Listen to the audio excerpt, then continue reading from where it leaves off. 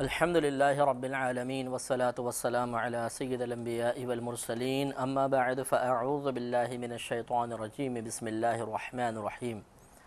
سورۃ العنکبوت کا پچھلی مرتبہ اختتام ہوا تھا، تقریباً 69 آیات اس کی تھیں جو الحمدللہ ترجمہ و تفسیر کے ساتھ آپ کی خدمت میں عرض کی۔ آخری آیت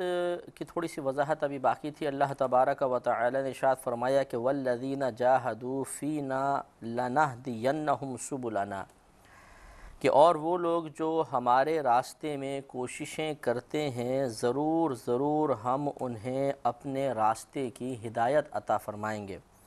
یا رہنمائی عطا فرمائیں گے۔ وَإِنَّ اللَّهَ لَمَعَ الْمُحْسِنِينَ، اور بے شک اللہ تبارک و تعالی ضرور نیک عمل کرنے والوں کے ساتھ ہے۔ تو اس میں اللہ تعالیٰ نے دو وعدے فرمائے۔ ایک وعدہ تو یہ ارشاد فرمایا کہ جو ہمارے راہ میں کوششیں کرتے ہیں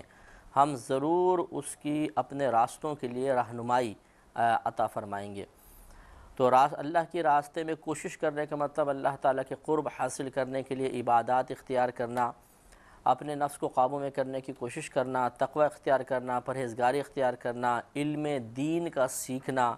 نیکی کا حکم کرنا، برائی سے روکنا، نبی کریم صلی اللہ علیہ وسلم کے احکام کو نافذ کرنے کی کوشش کرنا، اپنی ذات پر، گھر پر، جو ہمارے ماتحت ہیں ان پر۔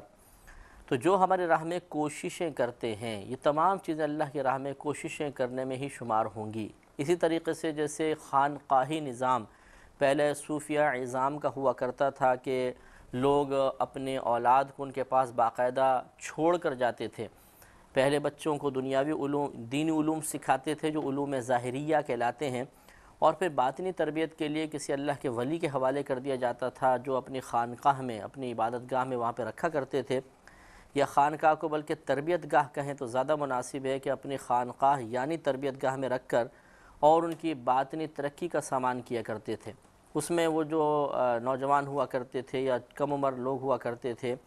وہ جہاد کرتے تھے، یعنی اپنے نفس کے ساتھ جہاد کرتے تھے، اپنے خواہشات کو کچلتے تھے۔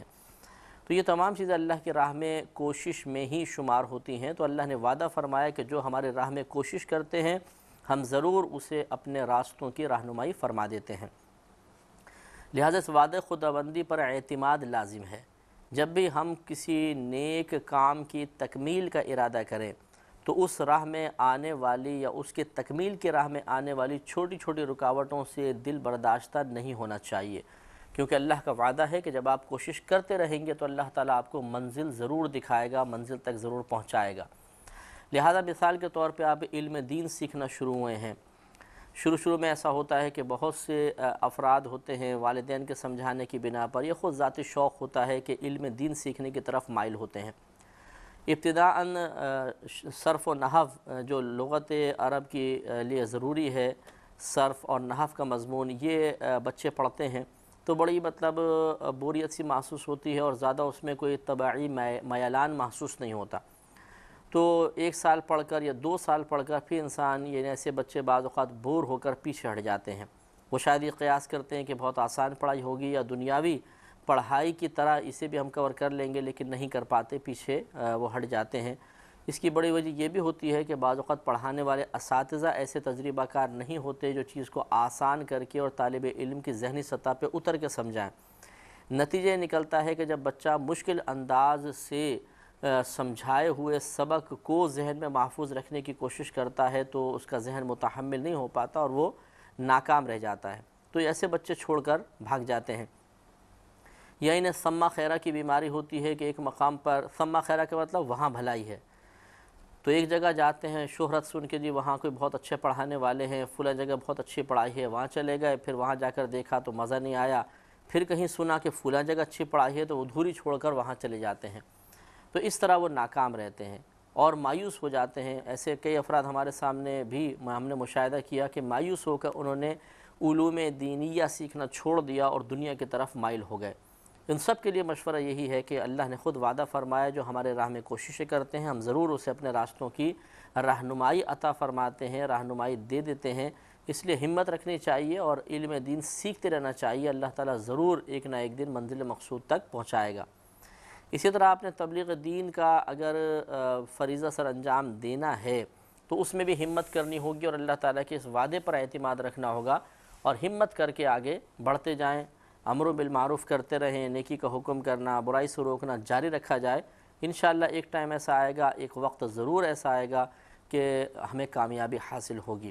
اسی طریقے سے بعض حضرات جو وظائف وغیرہ اختیار کرتے ہیں کسی خاص مقصد کے لیے، وہ بھی اس آیت سے بہت کچھ سیکھ سکتے ہیں کہ اگر آدمی اللہ تعالیٰ کی رضا کے لیے کوئی وظیفہ اختیار کرتا ہے اور دیگر جو فائدے ہیں وہ ضمنی طور پر اس کے ذہن میں موجود ہوں تو اس کی یہ کوشش اللہ تعالیٰ کے راستے میں ہی شمار ہوگی اور اللہ تعالیٰ ضرور اس کو منزل مقصود تک پہنچائے گا۔ لیکن ہوتا یہ ہے کہ ہم بے صبری کا مظاہرہ کرتے ہیں اور ہمارے اکثر بھائی اور بہن جو وظائف اختیار کرتے ہیں کسی خاص مقصد کے لیے، وہ چاہتے ہیں کہ یہ وظیفہ جادو کی ایک چھڑی سی بن جائے کہ ایک ہی دن بس یہ وظیفہ پڑھیں اور اگلے دن ہی اس کا رزلٹ ہمارے سامنے آ جائے۔ اس طبیعت کی جلد بازی کی بنا پر جب مطلوبہ نتیجہ فوری طور پر حاصل نہیں ہوتا تو مایوس ہوتے ہیں اور چھوڑ دیتے ہیں، ترک کر دیا جاتا ہے۔ اسی طریقے سے بعض لوگ اللہ تبارک و تعالیٰ کا مقرب بننے کے لیے کوششیں شروع کر دیتے ہیں، تقوی، پرہیزگاری، نفس کو کچلنا، کم کھانا، کم سونا، کم بولنا، لوگوں سے کم میل جول رکھنا شروع کرتے ہیں۔ لیکن وہی بات کہ طبیعت کی جو ایک کیفیت ہے کہ اس میں جلد بازی کا مادہ اللہ نے رکھا ہے ہمارے لیے بطور آزمائش، وہ جلد بازی ہمیں مجبور کر دیتی ہے کہ ہم رزلٹ کو فوری طور پہ طلب کریں۔ جب رزلٹ ہمیں نہیں مل پاتا ہماری مرضی کے موافق تو پھر ہم اس راہ کی کوششیں چھوڑ دیتے ہیں، اور اس قسم کے لوگ یہ کہتے ہوئے بھی نظر آئیں گے کہ جی نمازیں پڑھیں کیا فائدہ ہوا، بڑے وظائف اختیار کی کیا فائدہ ہوا، پرہیزگاری اختیار کی تھی لیکن کوئی مطلوبہ نتیجہ حاصل نہ ہوا، کوئی کرامت نظر نہیں آئی ہمیں تو اپنی، اور نہ اسی طرح ہمیں کوئی خواب میں کوئی اچھے خواب نظر آئے تو اس کا مطلب سب کچھ بیکار ہے، ہمارا اس کو عبادت کو اختیار کرنے کا کوئی فائدہ نہیں ہے۔ تو معاذ اللہ ایسا نہیں کرنا چاہیے کیونکہ یہ بعض صورتوں میں کفر تک بھی پہنچ سکتا ہے۔ لہٰذا اللہ تعالیٰ کا وعدہ ہے کہ جو اس کی راہ میں کوشش کرے گا اللہ تعالیٰ ضرور اسے منزل تک پہنچائے گا، تو کوشش جاری رکھنی چاہیے، انشاءاللہ ایک نہ ایک دن ضرور کامیابی ہو جائے گی۔ اور دوسری خبر اللہ نے ارشاد فرمائی کہ وَإِنَّ اللَّهَ لَمَعَ الْمُحْسِنِينَ، اور بے شک اللہ تبارک و تعالیٰ نیکوں کے ساتھ ہے۔ نیک عمل کرنے والے اللہ کو بڑے محبوب ہیں، لیکن نیک عمل ایمان کی شرط کے ساتھ مشروط ہے۔ بظاہر نیک عمل ایک کافر بھی کر رہا ہوتا ہے، مثلا لوگوں کی مدد کرنا، انسانیت کے ناطے کسی کی مدد کرنا، ہاسپٹلز بنا دینا، اسکول بنانا، غریبوں کے لیے ویلفیئر ادارے قائم کر دینا، لیکن ان کے یہ عمل جیسے کہ جا بجا قرآن پاک کی آیات ایسی بیان ہوئی ہیں اور آپ نے سماعت فرمائی کہ ان کے یہ عمل دنیا تک ہی محدود ہیں۔ اللہ تعالیٰ یا تو دنیا میں ان کو اس کا فائدہ اور اجر عطا فرما دے گا دنیاوی فائدے کی ہی شکل میں، اور یا پھر ایسا کبھی کبھی ہو بھی جاتا ہے کہ نیک عمل اللہ کو پسند آتا ہے تو اللہ تعالیٰ کسی کافر کو دولت ایمان سے مالا مال فرما دیتا ہے، یہ ہوتا ہے۔ لیکن اگر اللہ تعالیٰ کی مرضی یہی ہے کہ اس کو اس عمل کے بنا پر دولت ایمان فراہم کرنا مقصود نہیں ہے اور وہ شخص خود ایمان قبول نہیں کرتا، تو پھر اللہ تعالیٰ نے خود قرآن عظیم میں فرمایا کہ ان کے اعمال بالکل ایسے ہو جاتے ہیں جیسے بکھرے ہوئے پتنگے ہوتے ہیں، یعنی بالکل تباہ و برباد ہو جاتے ہیں۔ تو نیک عمل وہی معتبر ہے، وہی اللہ کی بارگاہ میں مقبول ہے جو ایمان کی حالت میں کیا گیا ہو۔ لہذا جو اللہ نے فرمایا کہ بے شک اللہ تعالیٰ نیکی کرنے والوں کے ساتھ ہے، اس سے مراد مسلمان نیکی کرنے والے ہیں، مومن نیکی کرنے والے ہیں۔ کافر اگر نیکی کر بھی رہا ہے تو وہ اس آیت کے تحت داخل نہیں ہوگا۔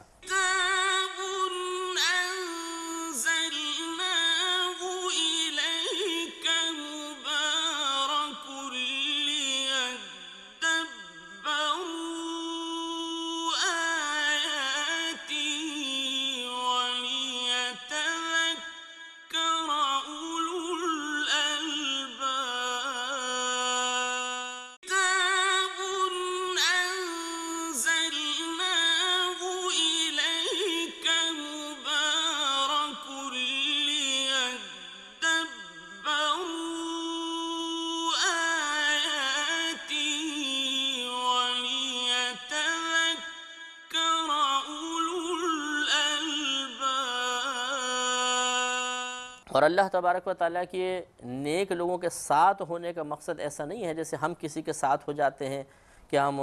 جسمانی لحاظ سے اس کے ساتھ ہو گئے، ذاتی لحاظ سے ساتھ ہو گئے، نہیں، بلکہ اس کا معنی یہ ہوتا ہے کہ اللہ تبارک و تعالیٰ کی خاص رحمت اب اس شخص کی طرف متوجہ ہو جاتی ہے، غیب سے اس کی امداد کی جاتی ہے، اس کی تائید کی جاتی ہے بہت سے امور میں۔ لہٰذا یہ ذہن میں رکھنا چاہیے کہ ایک تو یہاں مسلمان مراد ہیں، اور دوسرا اللہ تبارک و تعالیٰ کے ساتھ ہونے کا مطلب معاذ اللہ جسمانی لحاظ سے ساتھ ہونا نہیں ہے، بلکہ اس پر خصوصی کرم نوازی فرمانا ہے۔ تو یہاں تک سورہ عنکبوت ختم ہوئی۔ اب سورہ روم کا آغاز ہوگا، جس میں تقریباً 60 آیات ہیں، اور یہ بھی مکی صورتوں میں سے ایک صورت ہے۔ اس میں پہلے تو اللہ نے ویسے ہی حروف مقطعات کا تذکرہ فرمایا، لہٰذا آج ہم اس کا آغاز کرتے ہیں۔ بسم اللہ الرحمن الرحیم۔ الف لام میم۔ حروف مقطعات قرآن پاک کے متشابہات میں سے ہیں، اور یہ وہ حروف ہوتے ہیں کہ جن کی مراد اللہ تبارک و تعالیٰ نے ظاہر کرنا پسند نہ فرمائی، بلکہ اللہ تعالیٰ کو تو معلوم ہی ہے، اس کی عطا سے اس کے حبیب کریم صلی اللہ علیہ وسلم بھی ان پر مطلع ہیں، اور اس امت کے اکابر اولیاء کرام کو بھی اللہ تبارک و تعالیٰ نے ان کے معنی الہام فرمائے ہیں۔ یہ مطلب ایک عقیدہ ہے، تو یہ رکھنے میں حرج نہیں ہے۔ آگے جو آیات ہیں ان کے بارے میں تھوڑا سا سماعت فرما لیں کہ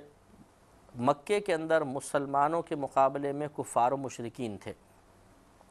یہ کفار و مشرکین امی کہلاتے تھے، ان پڑھ تھے، جاہل تھے، زمانہ جاہلیت بڑا مشہور ہے،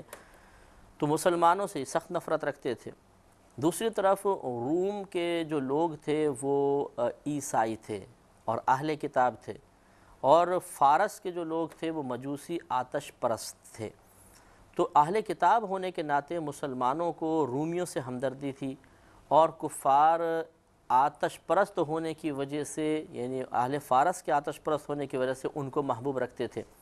اب ہوتا یہ تھا کہ فارس اور روم کے اندر جنگ ہوتی تھی، بارہا جنگ ہوئی، اور جب بھی یہ جنگ ہوتی تو مسلمان یہ تمنا کرتے کہ کاش مسلمان جیت جائے،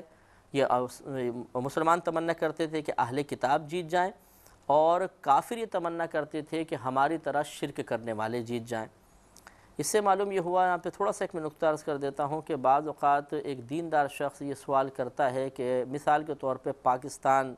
کی کرکٹ ٹیم کا میچ ہو رہا ہے کسی جگہ پر، تو کیا اپنے ملک کی ٹیم اگر کسی دوسرے سے مقابلہ کر رہی ہو تو کیا دل کے اندر اگر یہ تمنا بیدار ہو کہ کاش وہ جیت جائیں اور پاکستان کے جیتنے سے خوشی محسوس ہو، تو یہ کوئی خلاف شرع تمنائیں تو نہیں ہیں، بیکار تو نہیں ہیں؟ تو ایسا نہیں ہے، بلکہ یہ ایک فطری تقاضا ہوتا ہے۔ اسی طریقے سے اگر کوئی اہل کتاب ہیں، بالفرض مسلمانوں کا مقابلہ نہیں لیکن اہل کتاب کا کسی کافر و مشرک سے کوئی مقابلہ ہو رہا ہے، اور اس میں یہ تمنا دل میں پیدا ہو کہ اہل کتاب جیت جائیں، تو یہ بھی کوئی حرج نہیں ہوتا، کہ ایک فطری تقاضا ہوتا ہے، اور یہ غیر مسلم سے محبت نہیں کہلائے گی، بلکہ اہل کتاب سے ان کی کتاب کی وجہ سے ایک محبت کا ظہور ہوگا، اور اتنی محبت میں کوئی حرج نہیں ہوتا، اتنا قلبی میں اعلان ممنوع نہیں ہے۔ تو صحابہ کرام وغیرہ یہ تمنا کرتے تھے کہ کاش اہل روم جیت جائیں، اور کفار و مشرکین اہل فارس کے جیتنے کی تمنا کیا کرتے تھے۔ تو ایک مرتبہ خسرو پرویز جو فارس کا بادشاہ تھا، مجوسی اور آتش پرست تھا، اس نے اپنا ایک لشکر بھیجا، ادھر سے رومیوں کا آیا،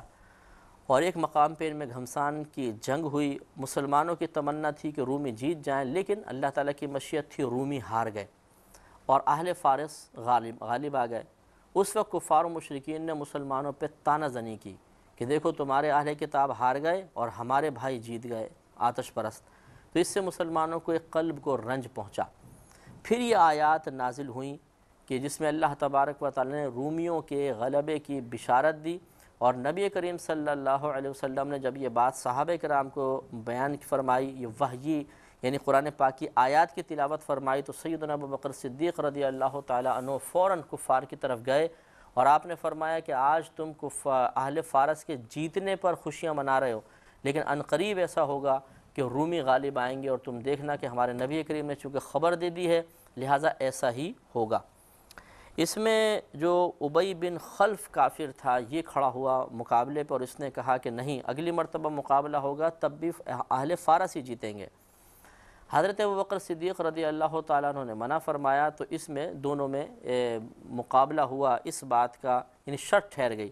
کہ کون جیتے گا، تو 100 اونٹوں کی شرط ٹھہر گئی۔ حضرت ابوبکر نے فرمایا کہ اگر تم جیت گئے تو میں تمہیں 100 اونٹ دوں گا، اور تم ہار گئے تو مجھے 100 اونٹ ملیں گے، اور یہ جوئے کی حرمت کے نزول سے پہلے کا واقعہ ہے، اور بعضوں نے اس کو عام رکھا ہے کہ نہیں کافر کے ساتھ اس طرح کی شرائط کا معاملہ کرنا جائز ہوتا ہے، لیکن صحیح یہی ہے کہ جوا جو ہے یہ کافر سے بھی منع ہے، مسلمان سے بھی منع ہے، اور یہ اس قسم کی جو روایات تھیں یہ جوئے کی حرمت نازل ہونے سے پہلے کی تھیں۔ لہذا اللہ نے ارشاد فرمایا کہ غلبت الروم، رومی لوگ مغلوب کر دیے گئے، یعنی ان پر اہل فارس غالب آ گئے، فی ادنی الارض، قریب کی زمین میں، یعنی قریب کی زمین میں شام کے اندر یہ مقابلہ ہوا اور یہ مکے سے قریب تھا تو وہ لوگ غالب آ گئے۔ وَهُم مِّن بَعْدِ غَلَبِهِمْ سَيَغْلِبُونَ، اور اس میں اللہ نے پھر غیبی خبر دی، اور وہ یعنی رومی حضرات مِّن بَعْدِ غَلَبِهِمْ، ان اہل فارس کے غلبہ کے بعد سَيَغْلِبُونَ، ان قریب غلبہ حاصل کریں گے۔ یہ پیشن گوئی تھی اللہ تبارک و تعالیٰ کی طرف سے۔ پیشن گوئی اس معنی میں کہ غیبی خبر، ویسے اس کو کہنا چاہیے پیشن گوئی کے لفظ عموماً یہ نجومیوں کے لیے استعمال ہوتا ہے تو چلے اب اس کو استعمال نہیں کرتے، ویسے پیشن گوئی کا لفظ بھی درست ہے۔ تو یہ غیبی خبر اللہ تبارک و تعالیٰ نے دی کہ ان قریب یہ غالب آ جائیں گے، اور پھر 7-8 سال کے عرصے میں یہ لوگوں نے دیکھا کہ رومی اہل فارس پر غالب آئے۔ تو اللہ نے ارشاد فرمایا کہ وَهُم مِّن بَعْدِ غَلَبِهِمْ سَيَغْلِبُونَ، اور یہ رومی ان کفار کے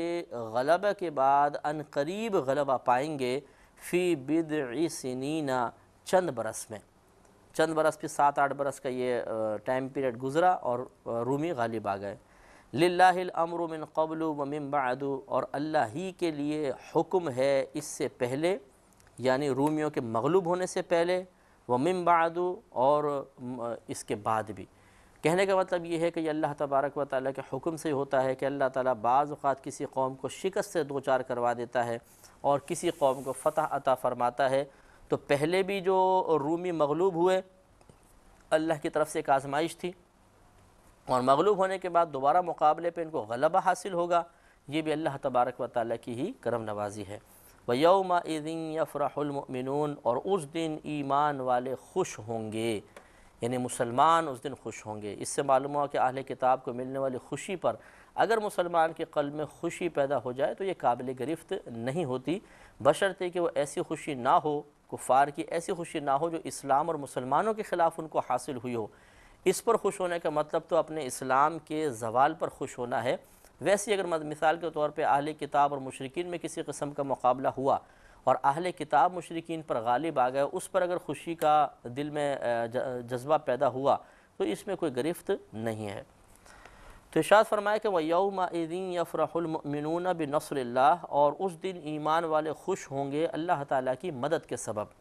معلوم یہ ہوا کہ اللہ کی مدد سے وہ غلبہ پائیں گے۔ يَنْصُرُ مَنْ يَشَاءُ وَهُوَ الْعَزِيزُ الرَّحِيمُ، اللہ تبارک و تعالیٰ جس کی چاہتا ہے مدد فرماتا ہے، اور وہ غالب رحم فرمانے والا ہے۔ اس سے معلوم ہوا کہ اللہ تعالیٰ نے جو رومیوں کو غلبہ بعد میں حاصل ہوا اہل فارس پر، وہ بھی اللہ تعالیٰ کی مدد اور تائید کی وجہ سے تھا۔ تو اسی طرح اللہ تعالیٰ کسی قوم کو شکست میں مبتلا کرتا ہے، کسی کو فتح عطا فرماتا ہے، اور پھر ان دونوں چیزوں کو ان قوموں کے لیے آزمائش بنا دیتا ہے۔ کامیاب ہونے والوں کو انعام ملتا ہے، ناکام رہنے والے ناکام ہی رہتے ہیں۔ اللہ تعالیٰ ہمیں بھی ان آزمائشوں پہ پورا اترنے کی توفیق عطا فرمائے۔ وآخر دعوانا ان الحمد للہ رب العالمین۔